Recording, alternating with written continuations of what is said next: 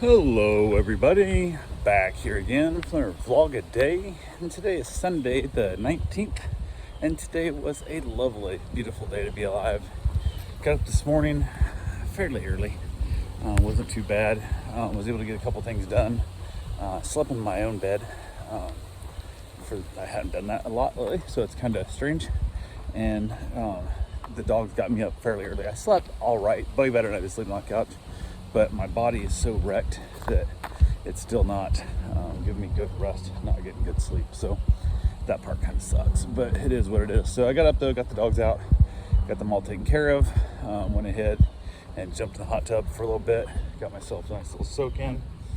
From there, I was able to get a couple other things done, made sure everybody had everything needed with the dogs and whatnot, hung out with them for a little bit for the day. Nothing really different going on. It's kind of similar, pretty normal day, I should say, put it that way. Ended up having a dog get dropped off. They were going to the Daytona 500. They dropped their dog off so they could not have to worry about getting back and rushing and all that kind of stuff, and the dog being home for hours on him by itself. So they dropped the dog off. It was all good there. I'd went ahead and decided, since the dog's gonna be playing and stuff and roughhousing and all that, I was gonna go ahead and get my run in. So I went and got my run in, got that taken care of. It was a little on the weird chilly side. Like, it was not cold by any means, any way, shape, or form, but it was definitely not hot. And it was just that kind of strange, especially up in the patio. So I actually went ahead and kind of had put on my thick socks again, and it makes my feet stay super cold all the damn time. It just drives me nuts. But went ahead and got my run in, I got that taken care of, got back from it. Dogs were playing, everybody was having a good time. They first got there, it's the first time these two had met. They played for like, I don't know, a minute and a half, then just like backed off from each other. Like, I was like, oh, come on guys, you want to play, just go play. You both are hyper, you both are play. But they're both, their favorite thing they like to do is they like to chase. They don't want to play fetch, they don't want to be chased, they want to chase the dog playing fetch. So if a dog plays fetch, I throw a ball, dog runs at the ball, they like to chase that dog chasing the ball. They don't ever want to get the ball. They don't want to catch the ball. They just want to chase that dog. Well, you get two dogs that both want to chase, but both hate being chased. So it was rather awkward. It was rather rude. It was, they're having a hard time trying to figure out, as they're like, the one tries to take off and the one tries to chase, and then they're like mad about it, and it was just kind of sucked. So I was like, come on guys, you have tons of energy. You both are super hyper dogs. Let's go play. Let's go play chase. Come on, let's do this. Weren't listening. Weren't going to have it. No way, no how, no nothing. So I was like, oh well, whatever, what do you do? So hung around there with them, just kind of chilling out in the yard for the most part of the day. Wife and that was trying to get some work caught up and stuff. She's going to be going back to work tomorrow. She's missed so much work.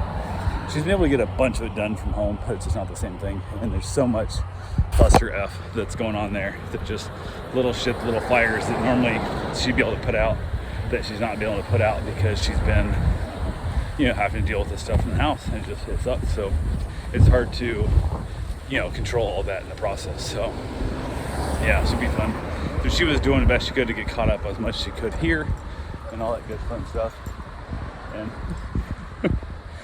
that guy over there has 3 little wiener dogs out there, and the one definitely wanted to chase after me, and he went to try and stop it and almost fell on his face.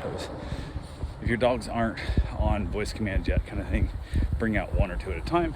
The one that isn't, tether at least to one of the well-behaved ones, one of the less well-behaved, the young one that isn't behaved well, tether them together with a little 2-foot long cable, whatever, or put it on a 60-foot retractable, something real super long, at least that when it doesn't listen, you can't catch it, because I thought he was falling down, I really did.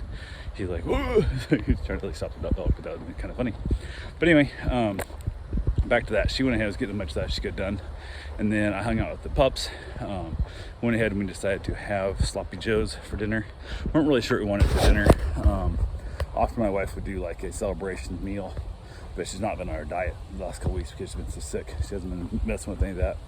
And I asked her, I said, do you want your Chinese? Because she wanted Chinese a couple days ago. And I said, your pizza order? And she goes, I can't really taste nothing anyway. I said, well, then hell of it. Let's just have, whatever we got here at the house. So we ended up having some sloppy joes. I like sloppy joes. I think better than else in the house does. So it was fine for me. Enjoyed that without a problem. So that's kind of nice. That house right there, I didn't know, I've never seen it at the door before, has a pull-through garage door. So you drive in the front, it's a 2-car garage door, and the back has got a 1-car garage door off to the side.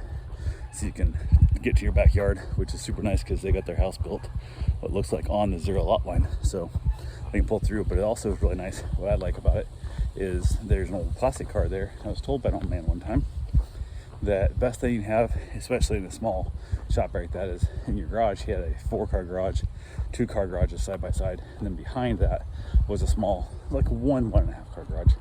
But he had a garage door put in the back of one of his garage doors there for the 4-car.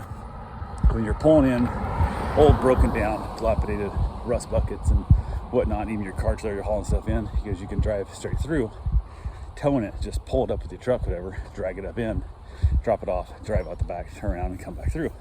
He said it's a whole different world. He said it makes it a lot easier than trying to back a car into a garage or trying to get an old Model T or something that doesn't roll, you know, but drug pushed up into the air backwards. It's not worth it. He goes, you just drive right through, you're good to go. And his was open to the alley, so you could actually get back there, but it just made it easier to drive in, drop it off, and move on, which I've never have had a garage with a pull-through door yet, but someday I will. So it just has not happened yet. None of the houses I've had it. None of the houses I've had availability to even build that into it if I wanted to. So kind of is what it is. But yeah, went ahead, had some sloppy joes. My wife came out with me outside for a little bit. We hung outside for a little while, watched a little bit of stuff, smoked some cigars.